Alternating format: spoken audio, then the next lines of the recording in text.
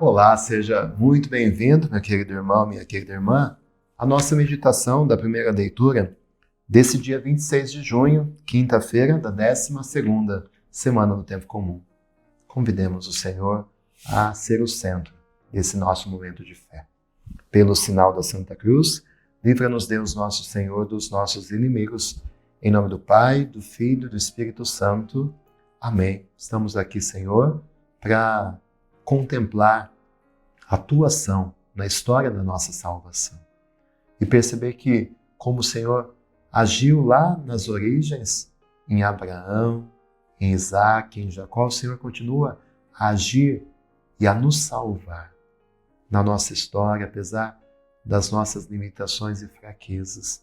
Nós nos abrimos para ouvir a tua voz e sermos tocados naquilo que o Senhor quer fazer em nossa vida. Amém. Leitura de hoje, Gênesis 16, versículos do 1 ao 12, do 15 ao 16. Sarai, a mulher de Abraão, não lhe dera filhos, mas tendo uma escrava egípcia chamada Agar, Sarai disse a Abrão: Eis que o Senhor me fez estéril, une-te, pois, a minha escrava, para ver se por ela posso ter filhos. Abrão atendeu ao pedido de Sarai. Depois de Abraão ter morado 10 anos em Canaã, Sarai, sua esposa, tomou sua escrava egípcia Agar e deu-a como mulher ao seu marido Abrão. Abrão uniu-se a Agar e ela concebeu. Percebendo-se grávida, começou a olhar com desprezo a sua senhora. Sarai disse a Abrão: Tu és responsável pela injúria que estou sofrendo. Fui eu mesma que coloquei minha escrava em teus braços, e ela apenas ficou grávida, pôs-se a desprezar-me. O Senhor será juiz entre mim e ti. Abrão respondeu a Sarai: Olha, a escrava é tua, faze dela o que bem entenderes. E Sarai maltratou-a, tanto que ela fugiu.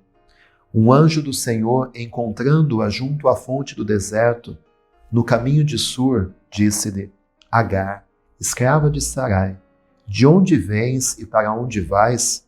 Ela respondeu: Eu estou fugindo de Sarai, minha senhora. E o anjo do Senhor lhe disse: Volta para a tua senhora e sê submissa a ela. E acrescentou: Multiplicarei a tua descendência de tal forma que não se poderá contar. Disse ainda o anjo do Senhor: Olha, estás grávida e darás à luz um filho, e o chamarás Ismael, porque o Senhor te ouviu na tua aflição. Ele será indomável como um jumento selvagem. Sua mão se levantará contra todos, e a mão de todos contra ele. Ele viverá separado de todos os seus irmãos. Agar deu à luz o filho de Abrão, e ele pôs o nome de Ismael ao filho que Agar lhe deu. Abrão tinha 86 anos quando Agar deu à luz Ismael. Palavra do Senhor, graças a Deus. Essa passagem do capítulo 16 de hoje nos apresenta um episódio de dor, de conflito e de revelação. Sarai, a esposa de Abraão, sentindo que a promessa de Deus estava demorando, ela toma uma iniciativa para tentar ajudar Deus. Entrega a sua serva, Agar, para que Abraão tenha um filho por meio dela. O resultado? A gravidez, sim, mas também uma grande tensão, sofrimento, rejeição. E aqui a gente já entende que quando nós tentamos resolver as promessas de Deus com os nossos próprios métodos, muitas vezes a gente acaba criando mais dor, mais problema, mais dor de cabeça do que solução.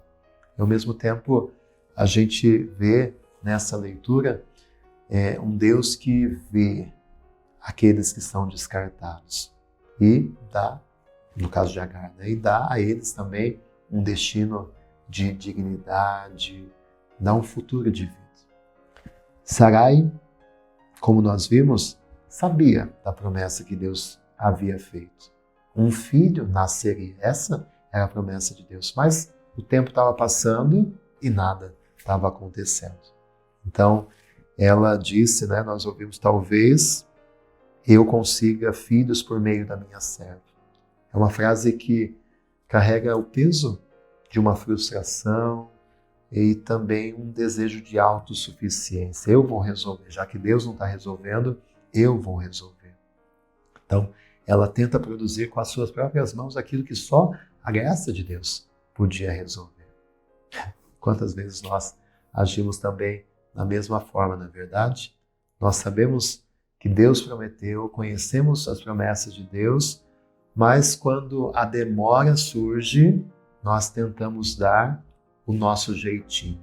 Às vezes, apressamos as decisões, entramos em relações erradas, forçamos portas que Deus não abriu e depois a gente se pergunta ainda por que o nosso coração está pesado. Então o Senhor nos convida a voltar com esperança e paciência, de esperarmos o tempo. Deus faz bem e perfeitamente todas as coisas, não tentemos apressar as promessas de Deus. O filho de Agar, então, Ismael, nasce, mas a paz acaba sendo rompida. A escrava Agar é humilhada, foge grávida para o deserto, um gesto apressado que acabou gerando dor para todo mundo. E é interessante a gente notar que Deus não aparece ao pai da fé, Abraão, Deus não aparece para Sarai, mas aparece justamente para aquela escrava, Agar, que estava humilhada, fugitiva. Deus a chama pelo nome, a escuta, a consola. E talvez a gente esteja sofrendo na vida consequências de escolhas erradas. Talvez a gente se sinta envergonhado por aquilo que fizemos e às vezes a vontade é de fugir, de se enfiar no deserto e não ver mais ninguém, mas também ali Deus vai ao nosso encontro. Deus nos chama pelo nome, Deus nos procura, Deus nos consola. Esse amor de Deus que não perde ninguém, que não esquece de ninguém. No versículo 13 dessa passagem, diz o Senhor, Agar diz para Deus, né? Tu és o Deus que me vê. Essa é a primeira vez na Bíblia que alguém dá um nome a Deus. E é uma mulher estrangeira, fugitiva, marginalizada quem faz isso. Deus não é chamado de o Todo-Poderoso, nem o Senhor dos Exércitos, mas Agar chama Deus que me vê. E esse é o desejo mais profundo do nosso coração, né? De sermos vistos, de não passar despercebido. E esse é o amor de Deus por nós. Um Deus que nos vê, que nos conhece e um Deus que escuta. O filho de Agar vai se chamar Ismael, que significa Deus escuta. O nome é uma profecia. Deus escuta o clamor também dos humilhados. Deus escuta até aqueles gritos que estão entalados na nossa garganta. Deus escuta o silêncio do nosso desespero. Mesmo que Ismael não seja o filho da promessa, ele não é rejeitado. Deus também vai fazer um povo a partir de Ismael.